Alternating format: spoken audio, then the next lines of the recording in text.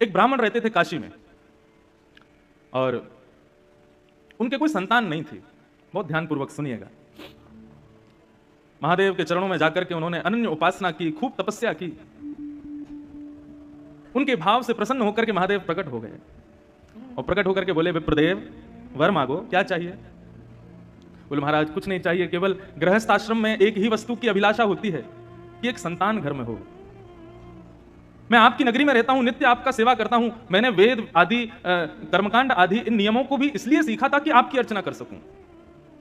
इनसे मेरा कोई और प्रलोभन नहीं है, लेकिन मेरा अभी एक प्रलोभन है कि मुझे एक संतान चाहिए और वो मुझे केवल आप प्रदान कर सकते हैं। इसलिए मैं घनघोर तपस्या कर रहा हूं कि महादेव प्रसन्न हो तो मुझे दे सकते हैं।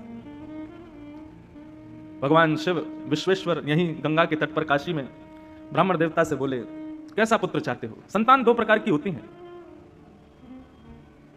वैसे तो संतान चार प्रकार की होती हैं। उत्तमः चिंतितः कुर्यात् प्रोतत्कारी तु मध्यमः अधमो अश्रद्धया कुर्यात् अकर्तो।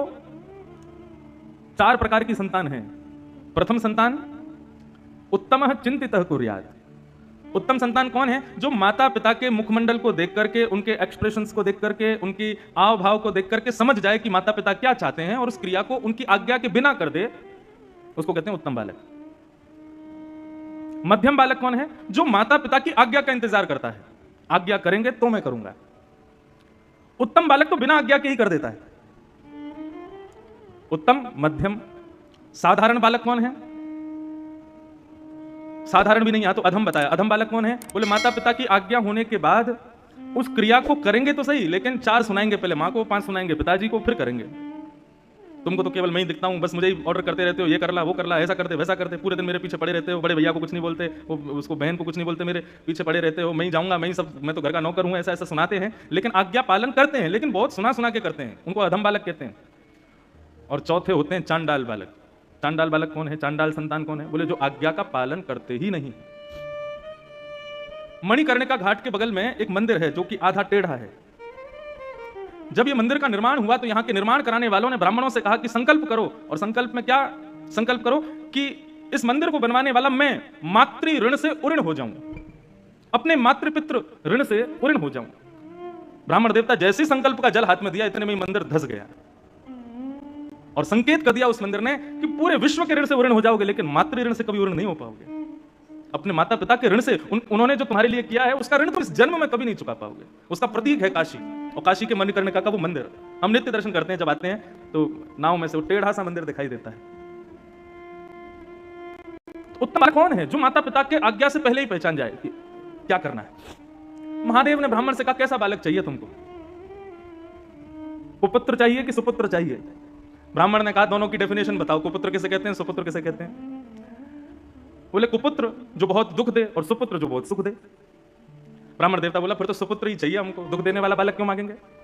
महादेव विश्वेश्वर कहने लगे, लेकिन एक नियम लागू होगा। क्या? कुपुत्र मांगोगे तो उसकी आयु बड़ी लंबी होगी, लेकिन सुपुत्र मांगोगे तो बहुत जल्दी मर जाएगा, 5 साल की आयु रहेगी बस उसकी। बताओ क्या चाहिए, कुपुत्र चाहिए कि सुपुत्र चाहिए? ब्राह्मण देवता बोला, ये तो आप गेम खेल गए मेरे साथ। संतान भी दे रहे हो और ऊपर से अपने नियम भी लगा रहे हो, और उसमें भी ऐसा नियम लगाया है कि मैं कहां जाऊं। अगर पुत्र मांगू लंबी आयु वाला तो वो दुख देगा, तो ऐसे ऐसे पुत्र का फायदा क्या? और सुपुत्र मांगू तो फिर 5 साल के लिए ही मिलेगा। ये तो महादेव आपने मेरे को फंसा दिया, उलझा दिया मेरी बातों में। महादेव बोले, समय नहीं है, अन्नपूर्णा बुला रही है, जल्दी करो। तो बोले, प्रभु लंबे दुख से अच्छा तो क्षण भर का सुख है, तो आप कृपा करो सुपुत्र बालक दो। मैं ठीक है 5 साल ही सही, उस सुख तो पाऊंगा, संतान दो। विश्वेश्वर ने आशीर्वाद दिया और इसी काशी की नगरी में उस विप्र देवता के यहाँ एक तेजस्वी ओजस्वी, बिल्कुल भगवान शिव कैसे हैं, मैं नित्य अपने मंगलाचरण में यहाँ एक श्लोक बोलता हूं, उसमें महादेव का स्वरूप के वर्णन है।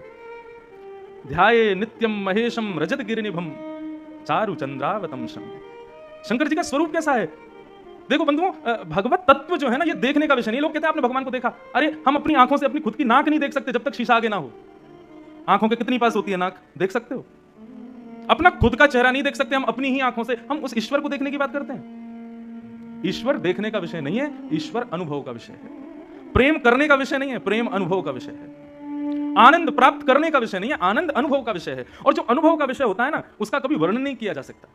जो आपने देख लिया, जो आपने छू लिया, उसका आप वर्णन कर सकते हो, लेकिन जिसको आपने अनुभव किया है उसका आप वर्णन नहीं कर सकते। और श्री नारद जी नारद भक्ति सूत्र में कहते हैं, बोले प्रेम क्या है? बोले प्रेम स्वरूपम अवर्णनीयम। जिसका कोई वर्णन ना कर सके वही प्रेम है। आपने जिसका बखान कर दिया, जिसका वर्णन कर दिया, वो सब कुछ हो जाएगा, लेकिन प्रेम नहीं हो सकता, वो आनंद नहीं हो सकता, वो भगवान नहीं हो सकते। ब्राह्मण देवता के बालक हुए। अब ज्यों ज्यों बालक बड़ा होता जावे, ब्राह्मण की चिंता बढ़ती जावे। बालक इतना सुंदर, शिव जैसा। शिव कैसे हैं? बोले जैसे चांदी का कोई पहाड़ हो, ऐसे चमकते हैं महादेव। यदि कभी प्रकट हो जाए तो ऐसे दिखेंगे। बिल्कुल शिव जैसा वो बालक। उसकी क्रियाएं, उसकी मुस्कान, उसकी अलकावली, उसका मुखमंडल, सबको देख करके सुख लगता है। लेकिन पिता नित्य चिंता करते हैं कि ऐसे बालक का क्या फायदा, 5 साल बाद तो चले जाना है। धीरे धीरे वो बालक बड़ा हुआ। नित्य उसको गंगा स्नान कराते, नित्य विश्वनाथ का दर्शन कराते, नित्य काशी के संतों को प्रणाम करवाते, काशी के विद्वानों के सन्मुख ले जाकर के बैठाते। उस बालक की ऐसी स्थिति हो गई, वो सबको प्रणाम करता था।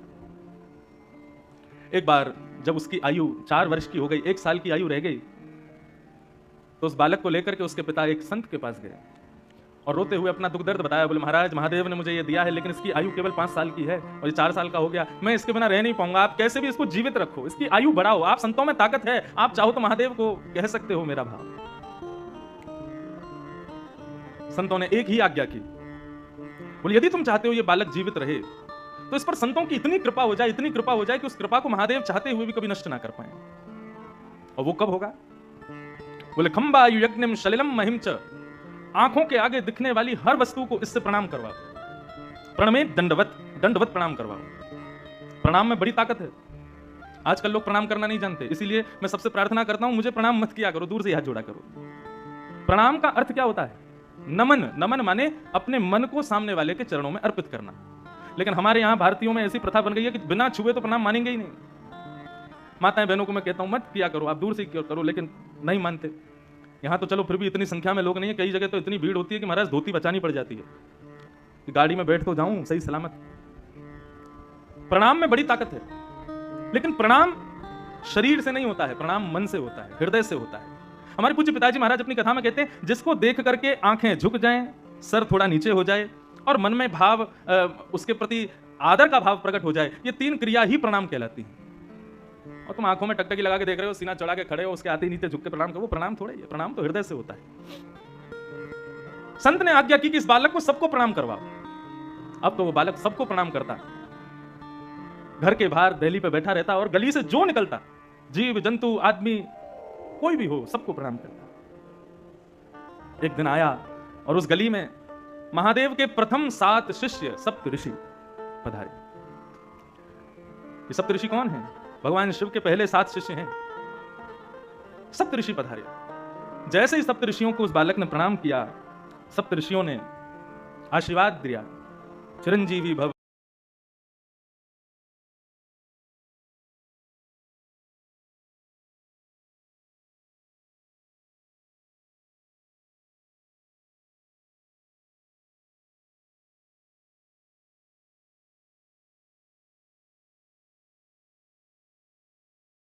सप्त ऋषि हैं, महादेव के शिष्य हैं। ब्रह्म वाक्यम जनार्दनम, ब्राह्मण की वाणी जनार्दन की वाणी होती है। और मैंने ऐसा सुना है कि ब्राह्मण की वाणी को भगवान भी नहीं काट सकते। अब मेरे बालक की जिम्मेवारी आपकी है, 5 साल का ये हो जाए, इसका यदि बाल बाका हुआ तो पूरे नगर में ढिंढोरा पीटूंगा कि ब्राह्मणों की, ऋषियों की बात मत मानना, ये झूठ बोलते हैं। सप्त ऋषि बोले, इस गली में लेके कौन आया था हमको? आपस में सब चर्चा करने लगे, बोले क्या करें, बड़े फंसे यहाँ तो। ब्राह्मण ने अपने बालक का हाथ ऋषियों के हाथ में दिया, बोले अब इसकी रक्षा आप करो, जब 6 साल का हो जाएगा तब लूंगा वापस। 5 साल में एक वर्ष चिंता में नहीं रह सकता, अब आप इसको संभालो। सप्त ऋषि उस बालक को लेकर के बैठ गए, बोले क्या करें? महादेव से तो आर्ग्यूमेंट कर नहीं सकते, हमारे गुरु हैं, शिष्य को चाहिए कि गुरु से कभी कुछ इस प्रकार का वाद संवाद ना करे। तब ऋषियों ने विचार किया, बोले सृष्टि के रचयिता ब्रह्मा हैं, ब्रह्मा के पास चलो, वही कुछ कर सकते हैं। ब्रह्मा के पास उस बालक को लेकर के गए और जाकर के जैसे ही सप्त ऋषियों ने प्रणाम किया, सप्त ऋषियों के प्रणाम के बाद उस बालक ने प्रणाम किया। प्रणाम में तो वो इतना निपुण था, लेट करके बिल्कुल दंडवत, डंडे की तरह सीधा होकर के बिल्कुल प्रणाम करता, फिर उठ करके फिर खड़ा होकर के फिर दोबारा प्रणाम करता, फिर उठ करके फिर खड़ा होकर फिर दोबारा प्रणाम। उसके प्रणाम को देख करके ब्रह्मा जी इतने मोहित हो गए, इतना छोटा सा बालक 4 वर्ष का क्या अद्भुत प्रणाम कर रहा है। महादेव ब्रह्मा जी ने उसको आशीर्वाद दिया, चिरंजीवी भव, चिरंजीवी भव, चिरंजीवी भव।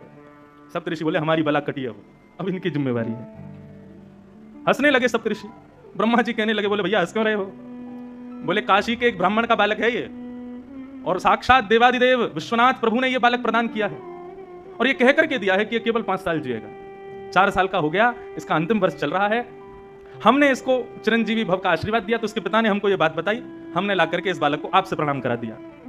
ब्रह्मा जी बोले, तो तुमने अपनी बला मुझ पर डाल दी, अपनी चिंता मुझ पर डाल दी। बोले तो फिर क्या करते हम, हमसे चिंता सहन नहीं हो रही थी, अब आप ही इसकी रक्षा करो, और यदि आपकी वजह से इसकी रक्षा नहीं हुई तो हम तीनों लोगों में ढिंडोरा पीटेंगे कि ब्रह्मा के पास शक्ति नहीं है। ब्रह्मा झूठ बोलता है। ब्रह्मा जी बोले, बड़े चतुर हो तुम लोग। बोले ये चतुराई इसके पिता से हमको मिली। ब्रह्मा जी बोले, अब तो फिर एक ही उपाय है, स्वयं विश्वनाथ यदि चाहें तो ये बालक जी सकता है। और उस बालक को गोद में लेकर के ब्रह्मा सीधे पहुंचे महादेव के पास। ब्रह्मा जी ने प्रणाम किया, और ब्रह्मा जी के उठते ही महाराज उस बालक ने जो दंडवत प्रणाम किया शिव को। बाकी सब तो बैठे बैठे उसका प्रणाम देखते थे, लेकिन महादेव तो उठ करके गए और बालक को हृदय से लगा दिया। बोले, बालक चिरंजीवी भव, चिरंजीवी भव। जब महादेव ने आशीर्वाद दिया, सब ऋषियों के नेत्र सजल हो गए, ब्रह्मा के नेत्र सजल हो गए, और सबने बताया, बोले महादेव परंतु ये कैसे संभव होगा, ये बालक आपने ही प्रदान किया है एक ब्राह्मण को, और इसकी आयु केवल 5 वर्ष की आपने बताई थी। महादेव को याद आया, बोले अरे ये तो वो प्रकांड विद्वान एक ब्राह्मण, उनका बालक है क्या? बोले हाँ, ये आपने ही तो दिया है, अब आप इसको चिरंजीवी कैसे बनाएंगे?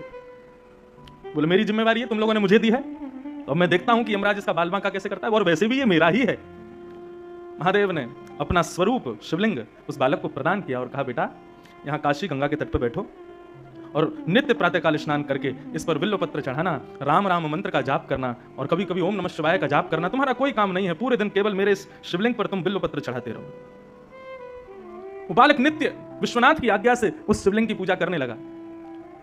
5 वर्ष जैसे ही पूर्ण हुए, 5 साल का वो बालक जैसे ही हुआ, यमराज प्रकट हो गए, अपनी तलवार से उस बालक के सर में प्रहार करने वाले थे। इतने में ही महादेव का त्रिशूल सामने आ गया, और आकर के महादेव ने कहा, क्या कर रहे हो? बोले प्रभु इस बालक का जीवन आज पूर्ण होने वाला है, इसको लेने आया हूं। बोले आपको कैसे पता इसका 5 साल का जीवन है? बोले क्योंकि ये बालक आपने ही उस ब्राह्मण को दिया था, और 5 साल की आयु कह करके दिया था, तो मैं तो आपकी बात की रक्षा करने के लिए इस बालक को लेने आया हूं। 5 साल पूरे हो गए, अब इसके जाने का समय हो गया।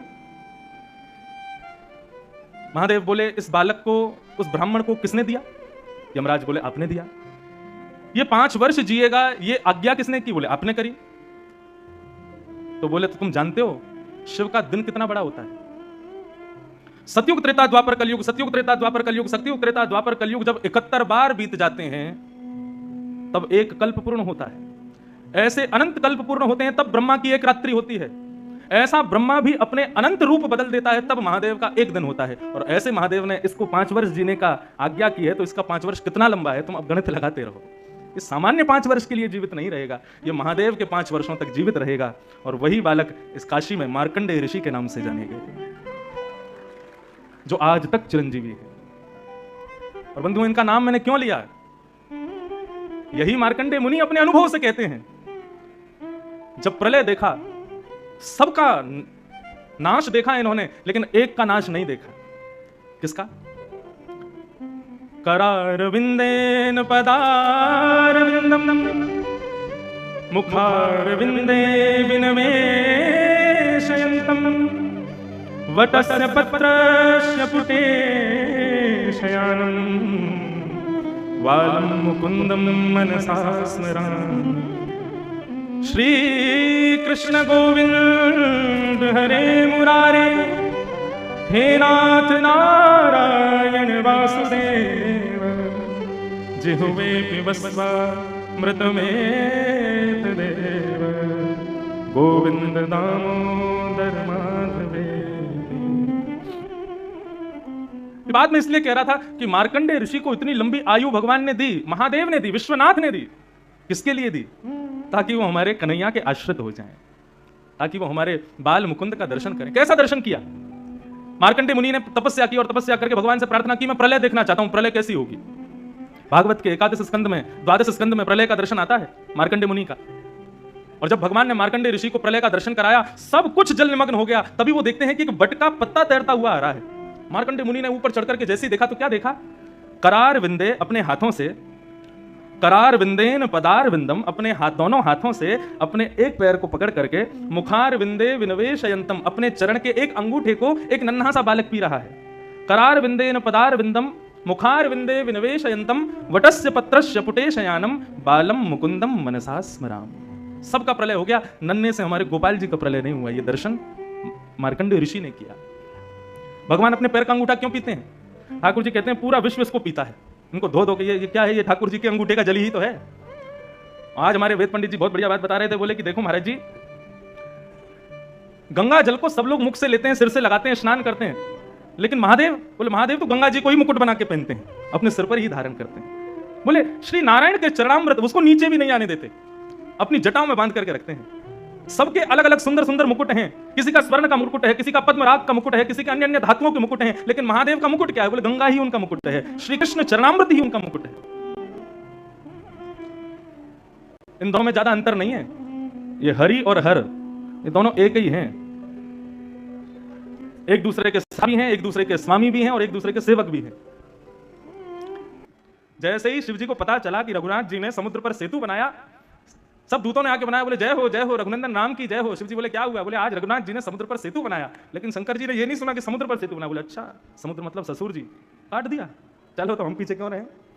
जब आया समय तो ले दक्ष का ही सर काट दिया, फिर बहुत प्रार्थना करने पर बकरे का सर लगा दिया, लेकिन पीछे नहीं हटे हैं। अनुब्रजाम में हम नित्यम, किसका अनुगमन कर रहे हैं? बोले कि जो हमारे हरि करेंगे वही हम करेंगे। दोनों एक दूसरे के समान हैं, दोनों में कोई भेद नहीं है। शिव द्रोही मम दास कहावा, सोनर सपनु मोह न पावा। भगवान श्री राम कहते हैं यदि कोई शिव द्रोही है और मेरा दास है, लेकिन शिव से द्रोह करता है, सोनर सपनु मोह न पावा, वो नर मेरी प्राप्ति कभी नहीं कर सकता। और यही बात शंकर जी कहते हैं, कोई मेरा अनन्य भाव रखता है लेकिन नारायण का अपमान करता है, रामकृष्ण की अवहेलना करता है, उस व्यक्ति को स्वप्न में भी मेरा दर्शन नहीं होगा। नारायण तो फिर भी दर्शन से ही वंचित करेंगे, लेकिन महादेव तो त्रिशूल ही घुसा देंगे सीधे। इसलिए दोनों में भेद मत मानो, दोनों में कोई भेद मत रखो। ऐसे हर की भूमि में हरि पधारे हैं, इसलिए मन का भाव था कि यहां दशम स्कंद को प्रधान लेकर के आज से कथा की जाए, और विशेष भाव से पूरी कथा में केवल दशम स्कंद का ही मुख्य भाव रखा जाए, जहां पर भगवान की बाल लीला आदि लीलाओं का ही श्रवण करने का हम सबको सुख प्राप्त हो, सौभाग्य प्राप्त हो। उस भाव से यहाँ कथा करने का भाव बना कल, तो आज से हम लोग दशम स्कंद ही प्रारंभ करेंगे, ताकि महादेव को ठाकुर जी की मधुरतम लीलाओं का श्रवण करा सकें, क्योंकि यहाँ के मुख्य श्रोता वे ही हैं, वही सुनने के लिए यहाँ पर पधार रहे हैं। आज छठ का उत्सव है, पूरी वाराणसी में उत्सव मन रहे हैं, सुनाई दे ही रहा है। लेकिन कभी कभी लगता है संसार कितना बदल गया, और मैं कहूं तो सुनने में अटपटा भी लगा, मेरी उम्र ही कितनी, आप लोग तो इतने बड़े बड़े बैठो, आपने देखा होगा बदलता हुआ संसार। पहले हमारे यहाँ के पर्वों में मध्यम सुगम संगीत होता था, ब्राह्मणों के द्वारा सुंदर वेद पाठ आदि करके, और घर के सदस्य जन जो हैं पूजा आदि करते थे, दीपावली, होली का दहन और आदि आदि पर्वों को मनाते थे। लेकिन आजकल हम लोगों की स्थिति देखो, सुन लो कितनी जोर से आवाज आ रही है, छठ उत्सव मनना। जब मैं नौका से उतर रहा था तो इतना भयंकर डीजे बज रहा था, लेकिन जब मैंने कान लगा के सुना तो छठ का कोई भजन चल रहा था। मैंने कहा भजनों की स्थिति देखो क्या हो गई। देवताओं में और दैत्यों में अंतर क्या था? यही तो था। दैत्य कौन? जो सारे नियमों का उल्लंघन करते हुए क्रियाएं करें, वो दैत्य हैं। और देवता कौन? जो हर चीज का ध्यान रखे। कल आपके यहां कथा पूरी करके जब मैं वापस पहुंचा तो जहां हम रह रहे हैं वो बिल्कुल शुद्ध काशी है, बनारस है शुद्ध। वहां गाड़ियां भी नहीं आती, बाइक तो लोग घुसा देते हैं जबरदस्ती, नहीं तो उसके लिए भी जगह नहीं है। कल जैसे ही वहां नाव से उतर के अपने घर की ओर जा रहे थे तो एक साधारण, मैं 3 दिन से निकल रहा था, मैं कभी नहीं गया, एक सुंदर सा एक दरवाजा, और अंदर से इतनी मधुर स्वर, इतने सुंदर ध्वनि सुनाई दे रही थी, सब रुक गए। और भीतर जब जाकर के देखा तो महादेव के अनन्य प्रेमी पुत्र गणपति विराज रहे हैं, और सामने छोटे छोटे 3 बालक क्या अद्भुत शास्त्रीय संगीत गा रहे थे। उनका स्वर सुन करके हम लोग कम से कम 20 मिनट तक वहीं खड़े रहे, और मानो ऐसा लग रहा था जैसे मसनद पर ऐसे कोई अपना हाथ रख करके बिल्कुल आनंद के अंदाज में पूरे जगत से निवृत्त होकर, बिल्कुल जैसे एकांत में बैठ के कोई डिस्टर्ब ना करे, और गणपति बैठ करके स्वर सुन रहे हैं। वो सुनकर के मन स्तब्ध हो गया, कुछ कहने की इच्छा नहीं हो रही थी। कोई बोल भी रहा था तो मैं कह रहा था शांत हो जाओ, कोई हल्ला मत मचाओ, उनको सुनो क्या गा रहे हैं। वो हृदय स्पर्शी था, आत्मा को स्पर्श कर रहा था। लेकिन आजकल हम मानवों को क्या हो गया है, यदि कोई शास्त्रीय संगीत गाने वाला आ जाए तो महाराज जितनी भीड़ होती है उससे भी कम हो जाती है, पंडालों में चले जाते हैं उनके लोग, नहीं समझ में आ रहा, नहीं सुन सकते। ये हमारा अभाग्य है। वो तो अपने स्थान पर पूर्ण है, हम में इतनी क्षमता नहीं है, हम में इतनी योग्यता नहीं कि हम उसको सुन सकें।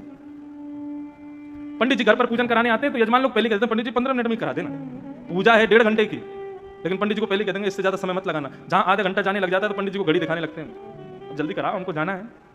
वो नौकर नहीं है तुम्हारे। महादेव भी जिनको देख करके प्रणाम करते हैं, वैष्णवानाम यथा संभो, वो ब्राह्मण हैं। ये हम लोगों का अभाग्य है कि हम लोग अपने वैदिक शास्त्रों से, अपनी वैदिक क्रियाओं से, अपने पुराने समय के जो हमारी धरोहर है, हम उनको छोड़ते जा रहे हैं धीरे धीरे। लेकिन फिर मन में भाव आता है तस्मात् केनाप्युपायेन मनः कृष्णेन निमेषयेत्, इतना घनघोर कलिकाल चल रहा है, इतने में भी लोग पूजा तो कर रहे हैं, छठ पूजा कर रहे हैं, भले डीजे चला के कर रहे हैं, कर तो रहे हैं, तो लगता है कम से कम कुछ ना से तो ये अच्छा है। लेकिन बंधुओं, अपनी धरोहरों को छोड़ो मत, वो हमारा सर्वधन है। प्रयास किया करो कि जितना उसके समीप रह सकें हम रहें। ये वेस्टर्न कल्चर नहीं है तो क्या है, इतना तेज संगीत बजाना जोर जोर से। अब गणपति उत्सव होता है, गणपति विसर्जन करने जाते हैं, पहले ढोल नगाड़े जाते थे, गाते हुए लोग जाते थे, फिर धीरे धीरे बैंड बाजे आ गया, बैंड बाजे भी खत्म, अब तो डीजे आ गया। और आजकल तो ऐसे डीजे चलने लगे कि घर की खिड़कियां हिलती हैं उनके धमक से, हृदय कभी कभी लगता है निकल के बाहर ना आ जाए। और जितना तेज धमक उतना महंगा डीजे, लोग बुलाते हैं उसको। क्या हो रहा है हम लोगों को, कहां की ओर जा रहे हैं हम लोग। श्रावण में शिवरात्रि आती, श्रावण के समय में, शिवरात्रि के समय में रात रात भर रंगीन लाइटों से महाराज भर दिया मंदिरों को, और उसमें दुनिया भर के फिल्मी गाने चला रहे हैं। बस शब्द बदल देते हैं, धुन फिल्मी है और शब्द भगवान के भजन के हैं।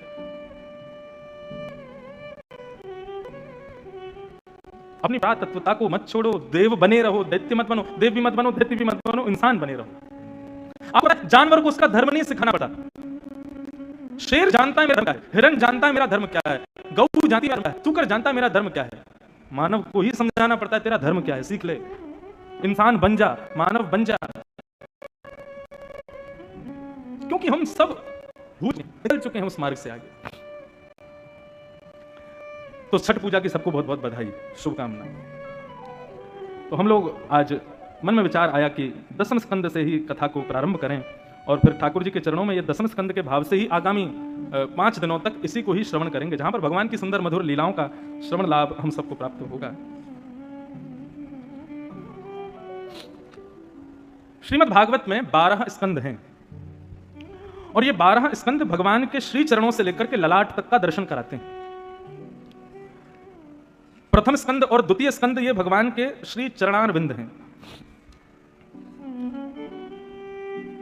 ध्यान से सुनिएगा, 12 स्कंद पूरी भागवत का दर्शन। तो प्रथम और द्वितीय स्कंद जो है भगवान के चरण हैं। एक प्रकार से कहें तो आपकी काशी भी तो भगवान के चरण हैं। हम जब प्रथम द्वितीय स्कंद सुनते हैं तो मतलब ठाकुर जी के चरणों में प्रणाम हो गया। तृतीय और द्वितीय स्कंद भगवान के जंगा है, मतलब चरणों में प्रणाम किए को भगवान ने अपने दोनों हाथों से, तो तृतीय और चतुर्थ स्कंद भगवान के हाथ में भुजा, 2 स्कंदों से प्रणाम किया, और फिर 2 स्कंदों से क्या हुआ, भगवान ने अपने हाथों से प्रणाम किए हुए उस भक्त को उठाया। ये हो गए तृतीय चतुर्थ स्कंद। पंचम और षष्ठ स्कंद ये भगवान के दोनों पानी तलम हैं, भगवान की दोनों जंगा हैं। मतलब चरण में प्रणाम किए को ठाकुर जी ने दोनों भुजाओं से उठाकर के अपनी गोद में लिटा दिया, जैसे एक मां अपने बालक को लिटाती है। सप्तम और अष्टम स्कंद ये भगवान के, सप्तम स्कंद उदर है, अष्टम और नवम स्कंद ये भगवान का वक्षस्थल है, दसम स्कंद भगवान का हृदय है। तो भगवान क्या करते हैं, जिस प्रकार मां अपने भूखे बालक को अपने पास बुलाकर के अपना पयोधर का पान कराती है, ऐसे ठाकुर जी दसम स्कंद के भाव से हमको तृप्त करते हैं। दसम स्कंद में भगवान की सारी लीलाएं हैं। एकादश स्कंद भगवान का ललाट है, मस्तिष्क है। जब बालक पेट भर जाता है, दूध पी लेता है, तो मां फिर उसको अपने पयोधर से दूर करके फिर उसके मुखमंडल को देखती है, चेहरे से ही पता चल जाता है कि वो तृप्त हुआ कि नहीं, उसकी भूख मिटी कि नहीं। एकादश स्कंद ये पुष्टि करता है कि सुनने वाले श्रोता जो हैं वो पुष्ट हुए कि नहीं, उनकी भूख पूरी हुई कि नहीं। और फिर द्वादश स्कंद जो है ये भगवान की उठी हुई भुजा है। मतलब एकादश स्कंद के बाद फिर ठाकुर जी उस बालक को गोद में ऊपर की ओर उठा लेते हैं, जैसे मां अपने बालक को दुग्ध पिला करके फिर थोड़ी देर उसके संग खेलती है, ऊंचा उठा करके उसको आनंद कराती है। इस प्रकार ये द्वादश स्कंद हैं श्रीमद् भागवत के, जिसमें से दसम स्कंद जो है ये भगवान का हृदय है। और इस दसम स्कंद में भी रास पंचाध्यायी ये ठाकुर जी का मुख्य हृदय है। तो उसी दसम स्कंद को हम आप सब लोग श्रवण करेंगे। ठाकुर जी का हृदय, ठाकुर जी का हृदय मतलब शिव का परम धन, वो हम श्रवण करेंगे। दसम स्कंद का प्रारंभ कैसे होता है? परीक्षित बीते 4 दिनों से कथा श्रवण कर रहे हैं। सुखदेव जी महाराज मंच पर आसीन हैं और सुखदेव जी परीक्षित को आज्ञा करते हैं कि परीक्षित, भगवान श्री कृष्ण ने मथुरा में जन्म लिया, जन्म लेकर के गोकुल गए, गोकुल से फिर नंदगांव गए, वृंदावन गए, आदि आदि लीलाएं की, कालियानाग आदि को मार दिया, इतने राक्षस मारे, मथुरा जाके कंस को मार दिया, कंस को मार करके देवकी वसुदेव को मुक्त कर दिया, उग्रसेन को राजा बना करके ठाकुर जी ने सांदीपनी गुरुकुल में अध्ययन किया और वहां से आकर के ठाकुर जी बलराम जी का हाथ पकड़ के रण छोड़ के द्वारिका भागे, द्वारिका की स्थापना की, 16,108 ब्याह किए, महाभारत युद्ध कराया और युद्ध कराने के बाद ठाकुर जी एक दिन लौट करके आए, आदि आदि कुछ लीलाएं करके स्वधाम चले गए। और ये कथा पूरी सुना करके श्री शुकाचार्य जी शांत हो गए। परीक्षित अभी भी श्रवण के लिए बैठे हैं, लेकिन आज जब थोड़ी देर के लिए कथा विराम हुई तो परीक्षित ने निवेदन किया, प्रभु आप शांत क्यों हो गए? आप कहिए ना, आप सुनाइए ना। सुखदेव जी बोले, सुना तो दी कथा, मथुरा में जन्म हुआ, वृंदावन में ये किया, बरसाने में नंदगांव में ये किया और मथुरा में जाके ये किया, आदि आदि ये सारी लीलाएं हैं ठाकुर जी की, बस यही तो लीला है, इससे आगे और क्या सुनाऊं तुमको? सुना दी कथा। जब 2 श्लोकों में पूरी कृष्ण कथा सुना दी तब परीक्षित का श्रोता होना क्या होता है ये पता चला और यहां से 10वां स्कंद प्रारंभ होता है। परीक्षित निवेदन करते हुए कहते हैं, हे भगवान, कथितो वंश विस्तारो भवता सोम सूर्यो राज्ञां चो भयवंशाना चरितम परमाद्भुतम। भगवान, आपने मुझे इतनी सारी कथाएं विस्तार से सुनाई, मैंने सब सुनी। आपने सूर्यवंश के राजाओं की कथाएं सुनाई, चंद्रवंश के राजाओं की कथाएं सुनाई, सब मैंने सुनी, लेकिन जिनकी कथा सुनने के लिए मैं बैठा हूं आप उनकी कथा सूक्ष्म सुना रहे हो। ऐसा तो मत करो भगवान। ये तो वही बात हो गई कि कोई बहुत प्यासा बैठा था और आपने उसको जल दिखा दिया लेकिन जल पिलाया नहीं। प्यासे को जल दिखा देना और पिलाना नहीं, ये तो महाराज ब्रह्म हत्या के समान अपमान जैसा होता है। प्रभु इस प्रकार मेरा वध मत कीजिए। मैं 4 दिन से एक आसन पर बैठा हूं, ना ही मैंने कुछ खाया, ना ही मैंने कुछ पिया, एक निवृत्त होकर के बैठा हूं केवल कृष्ण कथा सुनने के लिए, और आप उन कृष्ण की कथा मुझे 2 मिनट में सुना करके शांत कर रहे हैं। ऐसा क्यों कर रहे हैं भगवान?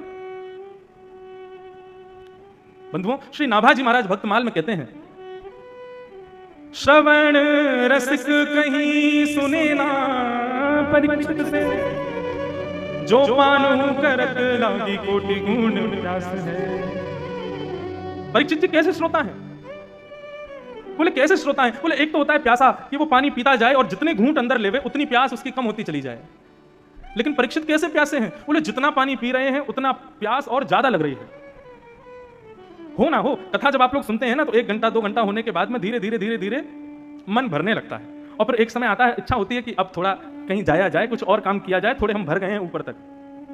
अगर बंधुओं ऐसी स्थिति होती है ना कथा में, तो आप श्रोता बने ही नहीं हैं। श्रोता कौन? जो पान हूं करत लागी कोटि गुण प्यास है, और प्यासा रह जाए, वो श्रोता है। श्रीमद् भागवत सुनने की आज्ञा नहीं दी है श्री वेदव्यास जी महाराज ने।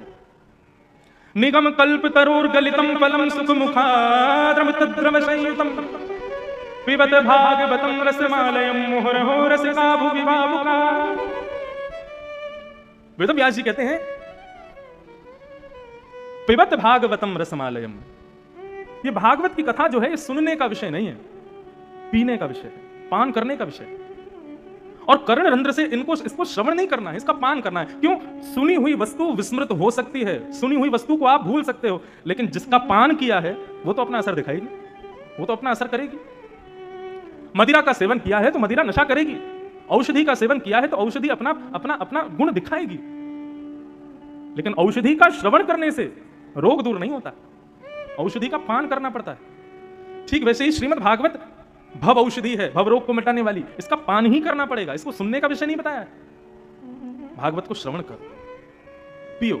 श्रवण पुटेषु समृतम, कान रूपी दोनों में भर भर के पियो। श्रीमद् भागवत में भगवान का ही अवतार हुए पृथु महाराज, जिनकी वजह से धरती को पृथ्वी कहा जाता है। वो पृथु महाराज भगवान से वरदान क्या मांगते हैं? 100 अश्वमेध यज्ञ किए, लेकिन 99 के बाद इंद्र ने पूरा नहीं होने दिया। जब क्रोध आया तो भगवान प्रकट हो गए। भगवान बोले, ये 100 अश्वमेध यज्ञ इंद्र पूरा नहीं होने दे रहा, ऐसा मत सोचो पृथु, ये मैं पूरा नहीं होने दे रहा हूं। पृथु महाराज बोले, क्यों? आप क्यों नहीं होने दे रहे पूरा? भगवान बोले, 100 अश्वमेध पूरे होने पर क्या मिलता है? इंद्र की पदवी मिल जाती है, इंद्र का सिंहासन मिल जाता है। इंद्र देवता का नाम नहीं है, इंद्र पदवी का नाम है। कुछ मुख्य देवों को छोड़ करके बाकी जितने भी देवता हैं ये सब पदवियां हैं, ये देवता नहीं है कोई। जैसे वरुण देव हैं, इंद्र देव हैं, वायु देव हैं, ये सब पदवियां हैं। जब एक मनवंतर पूरा होगा, पुनः पृथ्वी की सृष्टि की रचना होगी, तो ये पदवियां, इन पर हम में से कोई ना कोई बैठा होगा। हम में से कोई इंद्र बन जाएगा, हमारे कर्मानुसार, हमारी भक्तियानुसार, हमारे यज्ञानुसार। हम में से ही कोई वरुण बन जाएगा, हम में से ही कोई वायु बन जाएगा। ये देवताओं की पदवियां हैं और मानव पुण्य के प्रभाव से इन पदवियों को प्राप्त करता है। बहुत लंबा विषय, उसमें नहीं जाएंगे।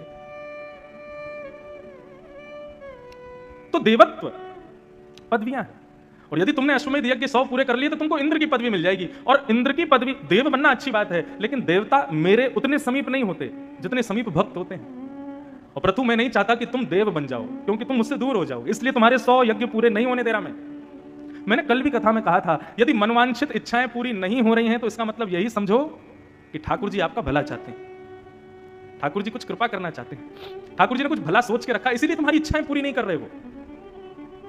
तब प्रथु महाराज को लगा कि अरे मैं क्या प्रेम करता हूं, ठाकुर जी तो मुझसे दुगना प्रेम करते हैं। तब प्रथु महाराज ने भगवान से कहा, तो मुझे दूसरा वरदान दो। भगवान बोले, क्या चाहिए?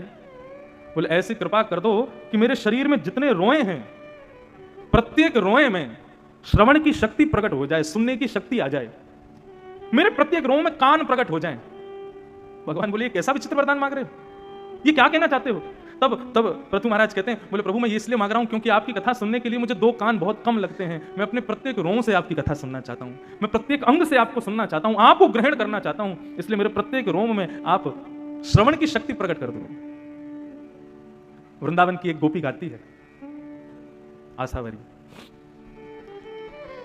यमुना जल भरने के लिए गई। वृंदावन की स्थिति जो प्रथु महाराज मांग रहे हैं भगवान से, वृंदावन तो नित्य उसी स्थिति में रहता है।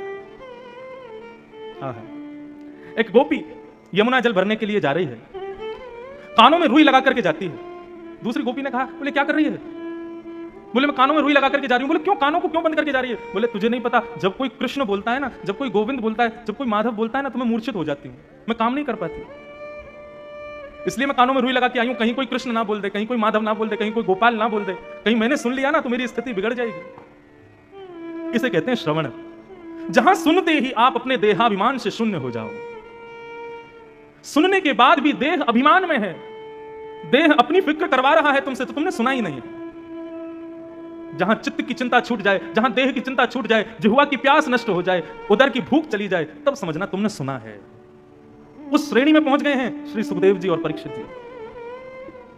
तो गोपी जाती है और जाकर के जैसे ही यमुना जल भरने लगती है, पल्ली पार ठाकुर जी अपनी गैया चराते चराते कहीं दूर निकल गए, तो ठाकुर जी को बुलाने के लिए सारे ग्वाल बाल अपने मुख पर हाथ रख के कहने लगे, कन्हैया, गोपाल, माधव। और जैसे ही उन्होंने कृष्ण नाम का उद्घोष किया, सर घूमने लगा गोपी का, हाथ कांपने लगे, मटकी हाथ से गिर गई और उसी क्षण यमुना के पुलिन पर गिर गई। दूसरी गोपी ने उसके मुख पर यमुना जल छिड़का। जब होश में आई तो उसने कहा, क्या हुआ? रुदन करते हुए बोले, मैं तो सोचती थी कृष्ण नाम केवल कानों से प्रवेश करता है, लेकिन आज मुझे पता चला कि मेरा प्रत्येक रों से कृष्ण नाम प्रवेश करता है। किस किस को बंद करके आऊं मैं? तब अष्ट सखा के श्री कृष्ण राज जी ने उस गोपी की मनस्थिति को गाया है।